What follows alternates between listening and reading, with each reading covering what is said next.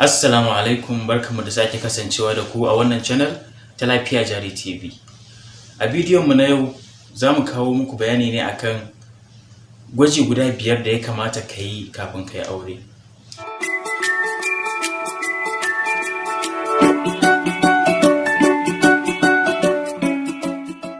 Idan wannan ne farkon zuwanka wannan channel, kada ka manta ka danna alamar subscribe, sannan ku danna alamar like domin hakan yana ba mu ƙarfin gwiwa mu ci gaba da kawo muku hanyoyi da za ku kula da lafiyar ku a sauƙaƙe kuma a cikin harshen Hausa.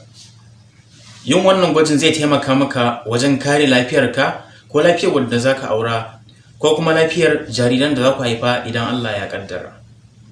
Gwaji na farko da ya kamata ka yi ko ki shine gwaji na cutar ƙanjamau wanda ake cewa HIV. Bincike ya nuna cewa kashi 40 na wannan ƙwayar cuta ta ƙanjamau tana yaɗuwa ne a dalilin aure. Yana da kyau in za ka yi aure ko za ki yi aure ku tabbata kun yi wannan gwaji na cutar ƙanjamau domin ku san cewa ba ku da ita.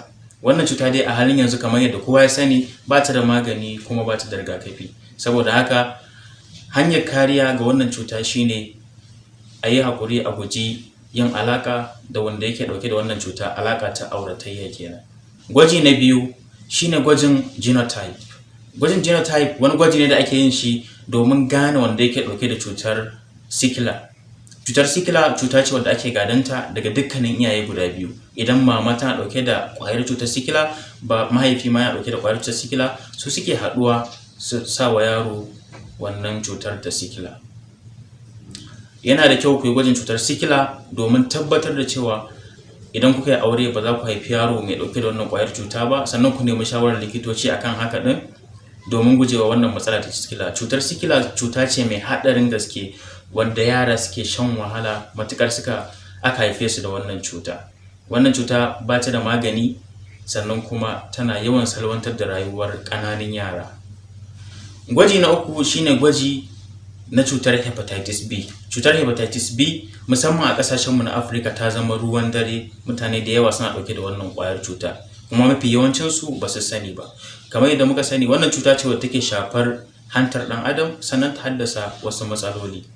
Gwajin cutar hepatitis B zai taimaka maka wajen cewa ka san kana ɗauke da cutar, sannan kuma ka saka wanda za ka aura ko wanda za ki aura ya yi rigakafi ga wannan cuta. Samun wannan cuta baya hana mutum auren wanda yake so. Amfanin yin gwajin shine ka sani sannan ka sanar da wanda za ka aura ya yi rigakafi. In dai har yi wannan rigakafin to insha Allah ba zai ɗauki wannan cuta ta hepatitis ba. Gwaji na 4 shine gwajin haihuwa. Mutane da yawa suna yin aure ne domin su hayayyafa su haifi 'ya'ya. So kuma idan aka samu matsala, wani ya aure ba a samu wannan haihuwar ba, lallai suna shiga cikin halin damuwa, sannan wannan auren bai fiye jimawa ba. Saboda haka kafin kai aure ko kafin ki aure ya kamata ku yi gwajin haihuwa. Gwajin haihuwan nan zai tabbatar da idan akwai wanda yake da matsalar haihuwa a san wane ne a ciki. A mafi yawan lokuta musamman a al'ummar mu ta Hausawa, idan ba a samu haihuwa ba ana zargin mace ne kawai kai tsaye ba tare da wani hujja ba. Yin wannan gwaji zai tabbatar sannan ya gano cewa idan mace ce ba ta haihuwa ko kuma namijin ne baya haihuwa, domin kar a zo a ringa zargin wanda ba shi ne da laifi ba. Gwaji na 5 kuma na ƙarshe a wannan bidiyo shine gwajin jini na rhesus. Mun san cewa akwai nau'uka na jinin ɗan adam irin su A, B, AB da kuma O. Sannan kowanne a cikin waɗannan yana ɗauke da akwai positive akwai negative. Mace wadda take ɗauke da jini negative ko da wani iri ne a cikin waɗannan sawun A negative, B negative, AB negative ko O negative, idan ta auri namiji wanda yake ɗauke da nau'in jini na positive, suka haifi yaro wanda yake ɗauke da positive, wannan yana haddasa matsala ga yaron. A mafi yawan lokuta yaron yakan iya mutuwa a cikin mahaifiyarsa ko kuma ya rasu 'yan kwanaki kaɗan bayan an haife shi.